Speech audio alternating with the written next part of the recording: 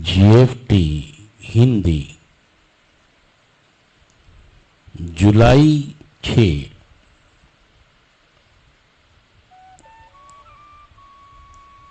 मुझे खेद है। इस 8वें कदम की प्रमुख बात यह है कि वे हमें थोड़ा थोड़ा एहसास जुटाने में मदद करता है कि हम अपने बारे में रवैये हासिल कर रहे हैं और हम दूसरे लोगों के साथ कैसा व्यवहार करते हैं। बेसिक टेक्स्ट प्रश्न नंबर 37। मुझे खेद है, आई एम सॉरी। हम लोगों के लिए शायद अब एक अनोखा अनजान विचार नहीं रह गया है।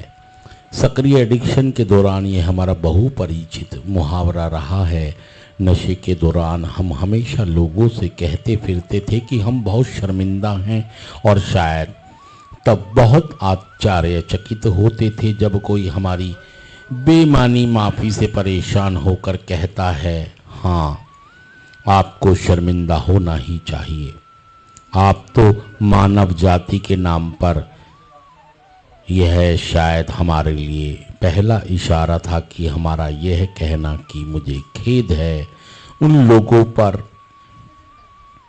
वास्तव में कोई असर नहीं करता था जिन्हें हमने नुकसान पहुंचाया, खास कर जब हम सामने वाले दोनों यह जानते थे कि हम फिर दोबारा से वही हरकत करेंगे। हम में से बहुत से ऐसा भी सोचते थे कि किसी भी तरह की भरपाई हमारे आई एम सॉरी कहने की भांति ही होगा। लेकिन अन्य कार्यक्रम के कदमों के तहत हम जो आचरण करते हैं वह कुछ अलग ही होता है। भरपाई करने का मतलब है अपने में बदलाव लाना और सबसे महत्वपूर्ण यह है कि स्थिति को सही करना।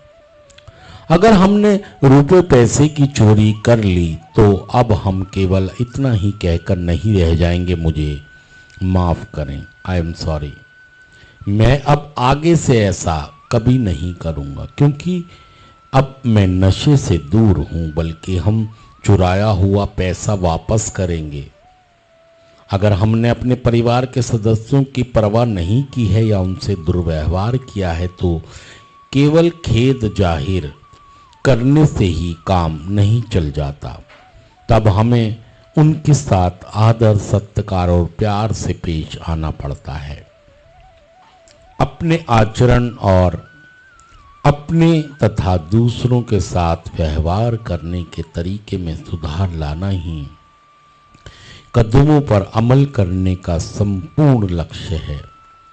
अब हम मात्र सॉरी कहने के लिए नहीं रह गए हैं, अपितु अब हम एक जिम्मेदार व्यक्ति हैं। सिर्फ आज के दिन मैं स्वयं अपनी और अपने सुधार की जिम्मेदारी स्वीकार करता हूं। आज मैं किसी ऐसी बात की क्षतिपूर्ति करूंगा जिसके लिए मुझे खेद है। थैंक यू दोस्तों, शुक्रिया सुनने के लिए।